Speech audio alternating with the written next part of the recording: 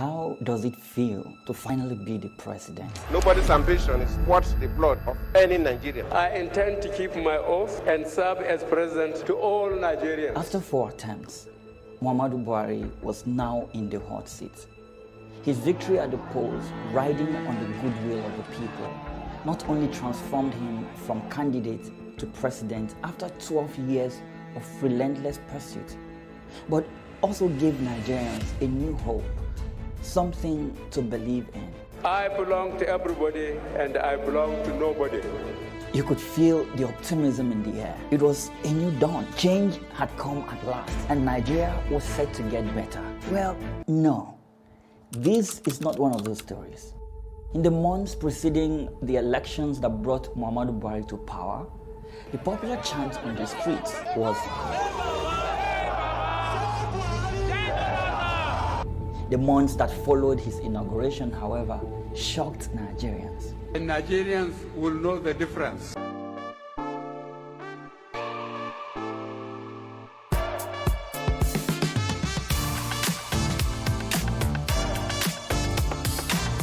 Can a person truly die twice? Not physically, obviously. Right, not in the literal sense. But what if a leader, a public figure, someone people pin their hopes on, just sort of fades? Yeah. Vanishes from public view, from public trust, even while they're still technically there, still in power. It's a really strange question, isn't it? It is. And it's right at the center of our deep dive today. Mm-hmm. The very curious, sometimes, frankly, unbelievable story of Muhammadu Buhari. A fascinating figure, from military general to democratically elected president of Nigeria. Exactly. And his journey just sparked these huge questions about identity, leadership, what it means to even be present as a leader. It really is a riddle, and it makes you think of those words from Wole Soyinka, the Nobel Laureate. Ah, yes. Which ones? The man dies in all who keep silent in the face of tyranny. Powerful stuff. Heavy. And maybe, just maybe, that insight, that ancient wisdom is the best way to look at Buhari's story, to try and understand all the layers. That quote definitely sets a profound tone.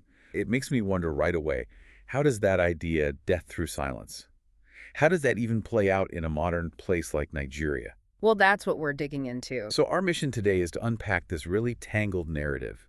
Its history, its political whispers, speculation, and it's all tied up with public trust. And we're drawing on the sources, the accounts that lay out this incredibly complex picture. Right. We want to pull out the key insights, maybe some surprising details, and try to get at the deeper meaning behind, everything. The rise, those puzzling disappearances, and the clone theories that just grip the nation. It's quite a story. It really is. So where do we start? His first time in power, maybe, back in the 80s. Yeah, let's set the scene there, the 1980s. Okay, so picture Nigeria then. It was grappling with a broken republic, elections people didn't trust, a real feeling that hope was just crumbling. A very turbulent time. Desperate, you could say. People were looking for a strong hand, someone to sort things out. And onto the stage steps Muhammadu Buhari. Major General Muhammadu Buhari, yeah. Often described, I think the sources say, as a tall, stern man from Dora. Instantly recognizable. He presented himself as, what? A soldier? A disciplinarian? Absolutely. Uncompromising, known for few words and even fewer smiles. No messing about with his image. And he didn't waste time, did he? Overthrew the government. Declared this war on indiscipline. That's the famous phrase, yeah. And this wasn't just, tackling top-level corruption, though that was part of it. It famously went right down to everyday life. Oh, yeah. Rigorous enforcement, almost theatrical. Yeah. Lateness, untucked shirts, even chewing gum in public. It sounds quite extreme. A very visible attempt to reshape how people behaved. But here's the flip side, the chilling part. This enforced discipline, this war, it also brought silence. A deep silence. And fear. And fear, exactly. An undercurrent of it. Journalists got jailed. Dissent was just crushed. So not just suppressing opposition, but kind of conditioning people. Well, you could argue it conditioned the public to accept less transparency, less open talk. It set a dangerous precedent, really, because later, when official communication failed, that silence, that void, became fertile ground for suspicion. Precisely. For suspicion, for rumors, even for completely outlandish theories. And that's where Soyinka's words echo again, isn't it? The man dies in all who keep silent. So the seeds were sown way back then. in suppressing voices. You could definitely see it that way. The beginning of that later death. Okay, so fast forward. Yeah. Decades later. And the story takes this just incredible turn. After military rule, the same man Same guy, older, obviously. comes back in 2015, but this time he wins through votes, not bullets. It's a Democratic comeback. It stunned a lot of people. I bet. What did that return represent for Nigerians at the time? Oh, huge hope. Almost messianic for many. This widespread belief in his second coming. As what? The anti-corruption guy. Exactly. The man of integrity, the one who would finally save Nigeria from, the corruption, the decay they felt was everywhere. People genuinely believed he was the one, a return to integrity. But then, amidst all that hope, 2017 happens. Ah, yes. The disappearance. He just vanishes from public view for an astonishing 104 days. 104 days. It's hard to even grasp. No speeches, no appearances, just silence. From London, apparently. Right. And back home in Nigeria, the whispers weren't just whispers anymore. They started to get loud. Really loud. It raises such a huge question, doesn't it? Yeah. What does happen to public trust when a leader just goes off-grid like that for over 3 months? It's pivotal. That silence wasn't just an absence, was it? It felt like a void, a space waiting to be filled. An open invitation for something else. Something truly extraordinary and, well, wildly speculative, as it turned out. And this is where it gets really, really strange. Enter Nnamdi Kanu. Controversial figure, leader of IPOB, the indigenous people of Biafra, a major separatist group. And he goes public, looks into a camera, and just drops this bombshell. He says, Buhari is dead. Just like that. Flat out. The man in Aso Rock, that's a presidential villa, is not Buhari. He is a clone, a body double, a Sudanese named Jubril. To the man called Buhari in 2017 is live now. President Muhammadu Buhari died on the 19th of February, the year 2017. He died in Newcastle, in Freeman Hospital, Newcastle. He died as a result of heart disease, which the Nigeria presidency failed to disclose. On the 19th of February, I was in London. By the special grace of God, I'm a journalist. I work with one of the Nigeria broadcasting station and one of the leading Nigeria broadcasting stations. So I covered the event in London. He died in Freeman Hospital, Newcastle. I was there. I covered the event. Then, Muslim, they don't embalm people. So on the 20th of February, he was flew in to Saudi Arabia where he was buried. I was there live and I covered the event where Aisha Buhari put on white attire. I think you are with me. Go ahead. So where Aisha Buhari put on white as a sign of mourning to her husband, who is the late President Muhammadu Buhari. Then the children, according to the Muslim tradition, were putting on black. I have the video, I have the photograph and everything. You understand? Then on the 23rd of February, I was in Ethiopia as a journalist. I moved around. So I was in Ethiopia where the African Union, the AU, hold a summit, a mini silence for late President Muhammadu Buhari on the 23rd of February, the year 2007. African Union hold a mini silence for late President Muhammadu Buhari. So to show their last respect to the late President Muhammadu Buhari of the Nigeria government. Then on the 28th of February, still, which I think is the last day of February, then Queen Elizabeth gave a condolence statement to the Nigeria government in respect of late President Muhammadu Buhari. and which went viral. Yes. So all of these, the Nigerian government led by late Abakari and with the cabal swept under the carpet for selfish and greed reasons. Then on the 2nd of March, Eric Joyce, the ex-British lawmaker, he issued a statement, a condolence statement to Nigeria for the loss of her president. Are you with me, sir? Yes. Then they swept it under carpet, and the man got angry and came out to say that President Muhammadu Buhari is dead.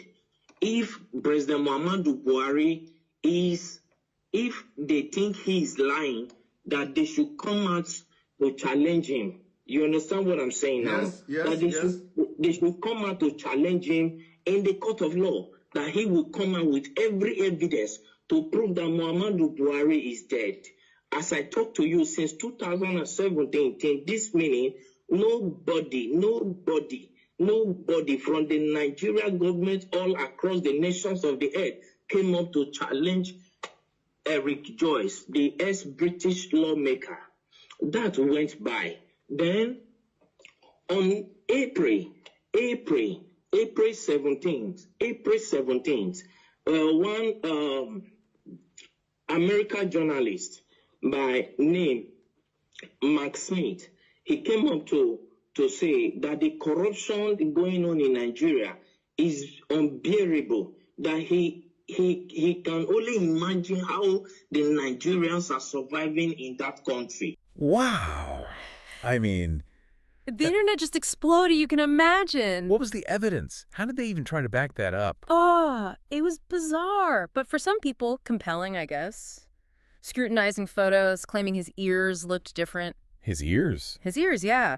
Pointing to supposed changes in his handwriting, observing that he barely spoke, or maybe he smiled too much or too little. It was all very subjective. But people latched onto it. They did. And the sources really dig into why, despite how outlandish it sounds, even, quote, educated people, frustrated, jobless, disillusioned, they started asking. What if it's true? Exactly. What if it's true? And where did the real Buhari go?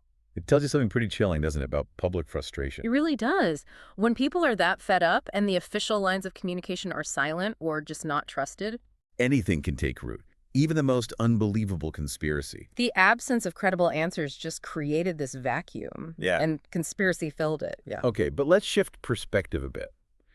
Maybe the death they were sensing wasn't physical. That's the alternative interpretation, isn't it? What if something else died? Like what? His presence? His connection? His presence, his voice, maybe his empathy. What if that eroded over time, leaving just the outward shell of leadership? So a metaphorical death. What does that look like in practice? Well, the sources point to specific moments. Critical times when the president seemed absent or silent, even when he was physically there. Like during the Ansar's killings, that was huge. Exactly. Or when bandits were overrunning villages. Or remember when he locked Twitter, but didn't really address the people directly about why or what was happening. So it wasn't about him being gone necessarily, but about a perceived lack of leadership, of Yeah. visible engagement. A profound void, yeah. Yeah. A deep silence from the very top when people needed to hear from him. On the brings- 20th day of October 2020, the Nigerian army deployed men of the armed forces to the popular Lekki toll gate, where a large number of these protesters were gathered, carrying out a peaceful protest. The day began just like every other. Many turned out as usual, some not knowing that it would be their last. Following violent escalations, which included attacks by agitators against both protesters and police, the governor of Lagos State, Babajide Sanwo-Olu, declared a statewide 24-hour curfew, effective 4 p.m. West African time on the 20th of October. During this time, images of some persons alleged to be working with the state government and the Lekki Concession Company Removing cameras at the toll gate circulated on X. And then street lights at the toll gate vicinity were turned off. A few hours later, it was reported that armed men of the Nigerian army started arriving at the scene of the protest. Some minutes later, shots were fired. The Nigerian army opened fire on peaceful and unarmed protesters. But amidst all of this, the question we are yet to find answers to is, who gave that order? Which brings us right back to Soyinka. It really does. Those words just echo, don't they? Even more chillingly now. The man dies, and all who keep silent. In Buhari's perceived silence during those crises. Millions heard nothing. It wasn't just one man's silence. It felt like the silence of a leader who had, I don't know, checked out somehow. Leaving this gap where empathy or visible leadership should have been. It was like the death of his connection to the people he was leading. So, cloned or not cloned, the powerful idea coming through the sources is that, in a way, the man did die. Right. Not a physical death, but that slow, painful wearing away of trust. The disappearance of leadership you could actually see and feel. And hope being replaced by, well, fear and disillusionment for many. But the story doesn't just end with him, does it?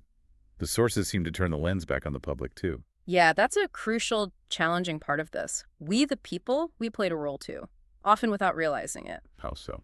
The sources ask what happens when we, the people, kept silent, too. When we don't really question power, or when we just mock the absurdity, like the clone theory. Instead of demanding answers about the real issues, the root causes. Exactly. When we whisper instead of shouting for accountability, we risk becoming, as one source puts it, the ghosts of a democracy. That's a powerful image. Ghosts of a democracy. It is. It suggests our own agency fades when we don't use our voices. So this whole incredible story about Buhari, it raises huge questions about leadership, about perception, about how narratives get built. Absolutely.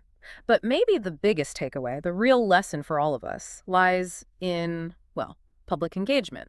Our role. How do you mean? In remembering things like this, in daring to ask the hard questions even when it's uncomfortable, and crucially, speaking up when it counts. Because if we do that, then maybe we, the living, still have a real chance. A chance to shape our own future, our collective story, and maybe ensure that true, responsive leadership doesn't actually die, that it stays alive and accountable. a powerful thought to end on. The idea that remembering, questioning, speaking, that's how we keep leadership and maybe democracy itself alive.